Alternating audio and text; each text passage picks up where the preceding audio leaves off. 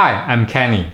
According to the Toronto Star, nearly 2 million visitor visa applications were refused in last year of 2024. The refusal rate is 54%, which is 40% higher than the year of 2023. We know the IRCC has been tightening the approval of temporary resident applications since last year. So under this environment, how can you make your visitor visa application stronger than others to get an approval? In this video, I'll talk about this topic. Now let's start.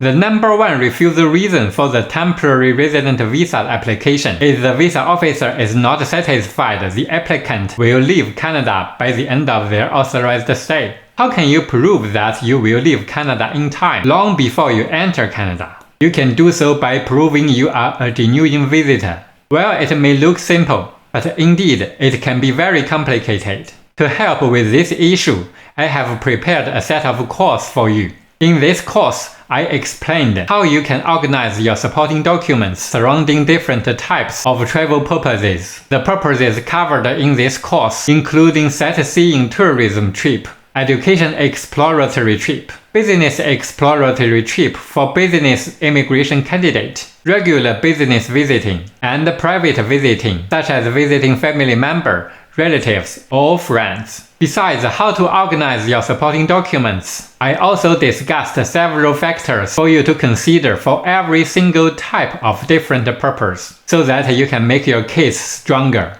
To help you understand the knowledge I shared in this course, I put 7 real cases from my practice to explain how to apply this knowledge in the real case. I believe after learning this course, you will understand how you can satisfy the visa officer that you are a genuine visitor, and consequently, you will leave Canada by the end of your authorized stay. This course is mainly for the visitor visa application before you enter Canada. But if you had a Canada visitor visa once and it has expired, you can also learn this course for your following application. But note, this course is only for visitor visa, not for study permit or work permit. If you are applying for the super visa for your parents, although you can refer to this course too, the majority of it isn't applicable to the super visa. And if you need help on your super visa application, please let me know. If you hold a valid Canada visa in Canada and want to stay for a longer time, you can apply for a visit record. If you need help, I may prepare another course for you. In case you are residing in a third country that is not your country of nationality, and you want to apply for a visit visa, I have another course prepared for you. This course is particularly useful if you are holding a blank passport, meaning you have never been abroad before, and Canada will be your destination of your very first international travel. In that, I'm sharing my 3 successful cases from blank passport holder, so that you can learn from them. There is nothing talking about admissibility in this course. If you have any inadmissibility issue, please refer that video of eligibility and admissibility to learn more. Sometimes, when you present a very well-organized application to prove you are a genuine visitor, you may still be refused because the officer is not satisfied you will leave Canada in time. And there is one more reason in the refusal letter. That is, the officer is not satisfied you have sufficient funds to support your stay in Canada. In fact, that might be the second top refusal reason for visit visa application. And I also prepared a course for that purpose. You can check it out.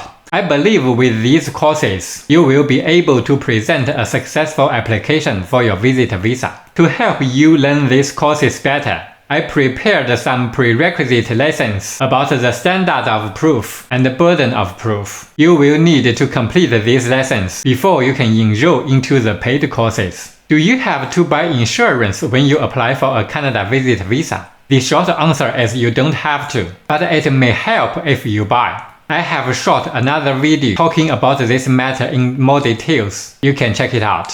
For your better understanding of this course before you purchase, here are what you will receive after you pay. The access to the video course of more than 50 minutes. the quiz about the video course that you can test how much you learn from these videos with, the access to a private online community where you can discuss with other peers, and of course to ask me questions. Lastly, the updated course in the future, if for whatever reason it's updated later. Any people who are interested in this course are welcome to go ahead. But I believe this course is particularly helpful for certain groups of people. For example, if you are an applicant or the parent on behalf of an applicant, either you are going to do it yourself, or if you hire a representative, but you still want to know about it yourself. If you are an unregulated Canadian immigration consultant, especially if you are just newly licensed, and you kind of have no idea where to start, just have a case refused, or simply you just have a client asking you questions, and you don't know how to answer them perfectly. Besides, any other people, if you know where to find the checklist and the forms, you understand and recognize my most opinions and the logic behind. You want to maximize the chance of winning. You are prepared to spend time and effort to learn some knowledge, and you understand that there is no guarantee that your application would be approved. As long as you have all this quality, you are more than welcome to learn with me on your way to Canada. On the other hand, I also tried to figure out what kind of people may not buy this course. For example, you are applying for a Canada immigration program, and you don't have time or is not willing to learn. In this case, you probably go to an RCIC instead of buying this course. You don't really understand these videos, or feel the same or even close to my most opinions. You just want to pay for the visa, not for the knowledge itself.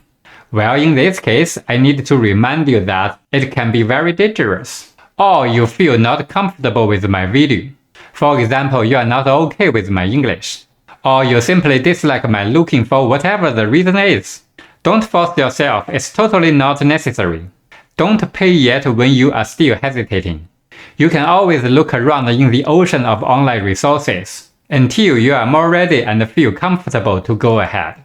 If you make your decision to go ahead and pay for this course, and you feel dissatisfied, don't worry, just let me know.